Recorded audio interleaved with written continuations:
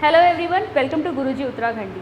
तो उत्तराखंड में बहुत सारे कैंडिडेट गवर्नमेंट एग्जाम्स की तैयारी कर रहे हैं। आपका जो लैब असिस्टेंट यानी प्रयोगशाला सहायक का जो एग्ज़ाम है वो अगस्त में होने वाला है और आप में से बहुत सारे कैंडिडेट उसकी प्रिपरेशन कर रहे होंगे। इसी से रिलेटेड एक कोर्स है हमारी जो ऐप पर चल रहा है। हमारी ऐप है विदाशी लर्निंग ऐप और जिस पर हम ये लैब असिस्टेंट की प्रिपरेशन का एक कोर्स चला रहे हैं। जो कैंडिडेट्स इस कोर्स के लिए प्रिपेयर करना चाहते हैं या लैब असिस्टेंट एग्जाम की तैयारी कर रहे हैं और अपनी प्रिपरेशन और भी बेहतर करना चाहते हैं, वो हमारे इस कोर्स की डिटेल्स को चेक कर सकते हैं। उसके लिए आपको क्या करना है, आपको बस गूगल प्ले स्टोर से हमारी विदाशी लर्निंग ऐप को डाउनलोड करना है और वहाँ पर जाकर इस कोर्स की डिटेल्स को चेक करना है। तो इस लैब असिस्टेंट कोर्स से रिलेटेड आपका जो केमिस्ट्री का एक टॉपिक है डायपोल मोमेंट यानी कि द्विध्रुव आघूर्ण, उसको आज हम कवर करते हैं। तो देखिए, डायपोल मोमेंट जिसे हम हिंदी में कहते हैं द्विध्रुव आघूर्ण। पोल्स का मतलब क्या होता है, यहाँ पर हम पोल्स मतलब चार्जेस की बात कर रहे हैं। एक तरफ जो है प्लस चार्ज और एक तरफ नेगेटिव चार्ज का सेपरेशन। तो देखिए, ऐसे मॉलिक्यूल्स जिसमें हमें चार्जेस अलग अलग दिखाई देते हैं, ठीक है, जिसमें थोड़ा चार्ज सेपरेशन हमें नज़र आएगा, वो होते हैं आपके पोलर मॉलिक्यूल्स। पोलर मॉलिक्यूल्स जैसे कि हम HCl की बात करें, ठीक है, HCl में देखिए हाइड्रोजन और क्लोरीन, इन दोनों की इलेक्ट्रोनेगेटिविटीज़ में डिफरेंस है, यानी वैद्युत ऋणात्मकता में इसमें अंतर है। इलेक्ट्रोनेगेटिविटी का मतलब क्या होता है, शेयर्ड पेयर ऑफ इलेक्ट्रॉन्स को अपनी तरफ खींच के रखने की क्षमता।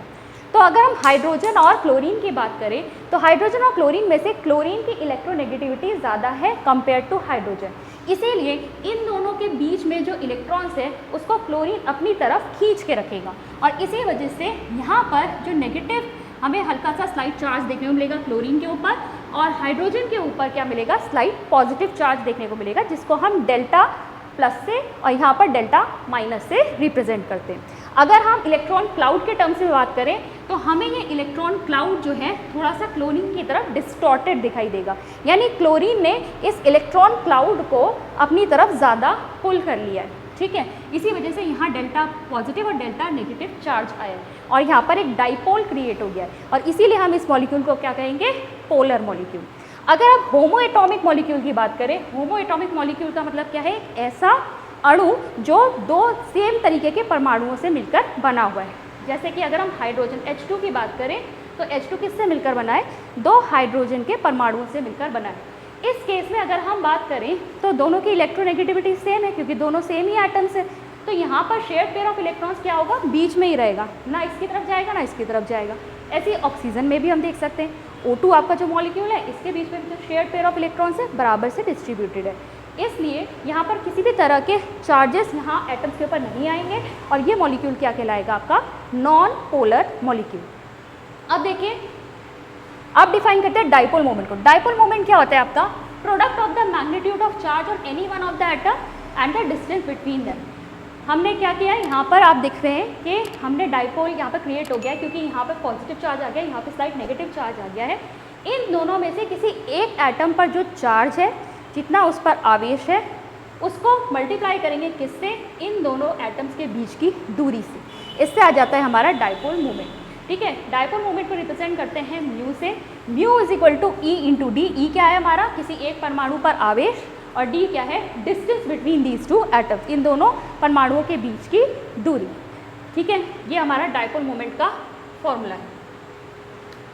अच्छा, इसकी जो यूनिट होती है SI यूनिट, वो क्या लिखते हैं हम, SI यूनिट होती है इसकी dB, ठीक है, dB होती है, D से रिप्रेजेंट करते हैं इसको रिप्रेजेंट करेंगे D से। अब देखते हैं dipole moment for diatomic molecule. जब हम डायटोमिक मॉलिक्यूल्स की बात करते हैं, यानी कि ऐसे अणु जो दो परमाणुओं से मिलकर बने हुए हैं, जैसे कि हम HCl की बात कर रहे हैं, इसके केस में आप देखिए यहाँ पर जो ओवरऑल मॉलिक्यूल का डाइपोल मोमेंट है वो किसके इक्वल होगा, जितना हमें यहाँ पर इसकी वैल्यू दिखाई दे रही है, ठीक है, जितना डाइपोल बॉन्ड डाइपोल यहाँ पर क्रिएट हो रहा है। एक बॉन्ड में जो डाइपोल है उसे हम बॉन्ड डाइपोल कहेंगे और जो ओवरऑल मॉलिक्यूल का हमारे पास निकल के आ रहा है डाइपोल मोमेंट, वो आपका क्या कहलाएगा, जो ओवरऑल रिजल्टेंट निकल के आता है। तो यहाँ पर जो बॉन्ड डाइपोल है वही आपका डाइपोल मोमेंट हो जाता है, ठीक है। जैसे म्यू की वैल्यू यहाँ पर HCl के लिए क्या होती है, 1.03 D। लेकिन जब हम पॉलीएटॉमिक मॉलिक्यूल की बात करते हैं, एक ऐसा मॉलिक्यूल जिसमें आपके दो से अधिक एटम्स उपस्थित हैं, तो यहाँ पर क्या होगा, डिपेंड करेगा कि जो आपके एटम्स हैं वो किस तरीके से सेंट्रल एटम के अराउंड ओरिएंटेड है, यानी किस दिशा में वो व्यवस्थित है, उसके हिसाब से हम निकालेंगे dipole moment.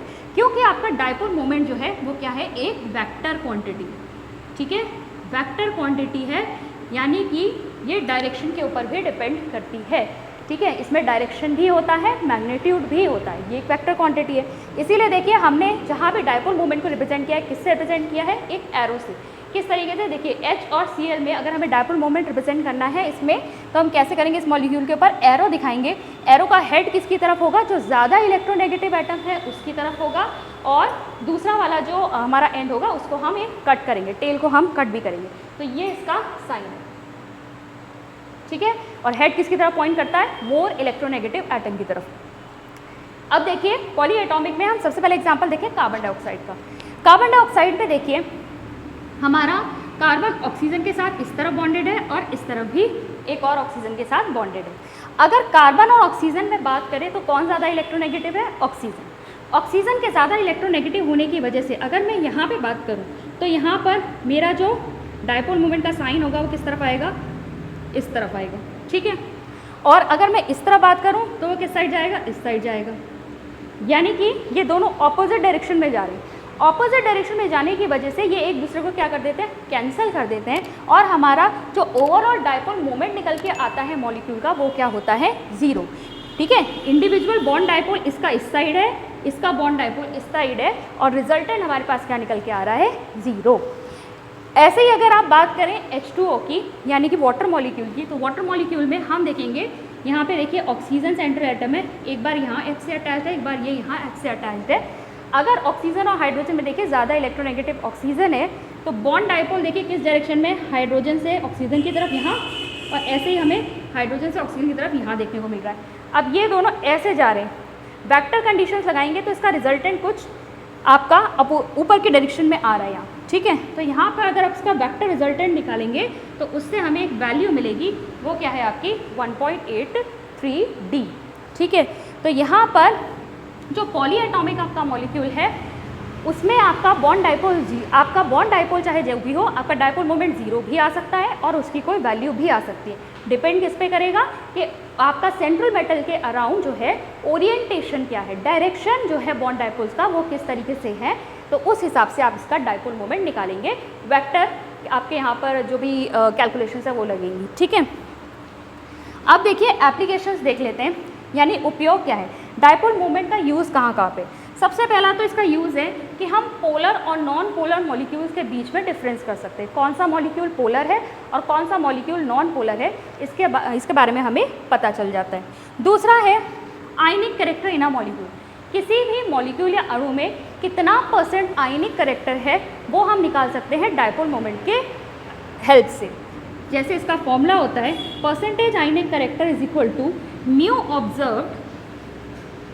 Observe upon mu ionic into 100%, ठीक है। म्यू ऑब्जर्व जो ऑब्जर्व वैल्यू होगी, एक्सपेरिमेंटल वैल्यू होगी, म्यू आयनिक जो आपकी कैलकुलेटेड वैल्यू होगी इंटू 100%। ये आपका क्या निकल के आएगा कि किसी भी मॉलिक्यूल में कितना % जो है उसके अंदर आयनिक कैरेक्टर है, आयनिक गुण उसके अंदर कितना है, ये हम इस फॉर्मूले से डायपोल मोमेंट की हेल्प से निकाल सकते हैं, ठीक है। और तीसरा है आपका शेप्स ऑफ मॉलिक्यूल। हमें मॉलिक्यूल्स की शेप के बारे में भी पता चलता है डायपोल मोमेंट से। कैसे पता चलता है, जैसे BeF2 को अगर हम देखें, ठीक है, क्या है आपका बेरिलियम फ्लोराइड। आपका BeF2 जो है इसका जो हमारा बॉन्ड डायपोल मोमेंट जो आता है आपका वो कितना आता है, म्यू इज इक्वल टू 0। अब म्यू इज इक्वल टू 0 आपका एक ही केस में आ सकता है जब आपका ये मॉलिक्यूल लीनियर हो, ठीक है। लीनियर होगा तो आपका बेरिलियम इस तरफ हुआ, ठीक है, यहाँ फ्लोरीन से जुड़ा है, यहाँ फ्लोरीन से जुड़ा है। हमें पता है बेरिलियम और फ्लोरीन में से फ्लोरीन ज़्यादा इलेक्ट्रोनेगेटिव होता है, यानी कि अगर मैं डायपोल मोमेंट को शो करूँगी तो कहाँ से कहाँ की तरफ शो करूँगी, बेरिलियम से फ्लोरीन की तरफ यहाँ और बेरिलियम से फ्लोरीन की तरफ यहाँ।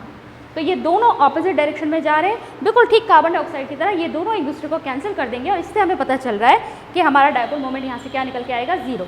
यानी अगर हमें इसकी वैल्यू पता हो तो हम बता सकते हैं कि हमारा बेरिलियम फ्लोराइड का जो मॉलिक्यूल है दरअसल उसकी शेप क्या है, उसकी शेप है लीनियर, ठीक है, रेखीय।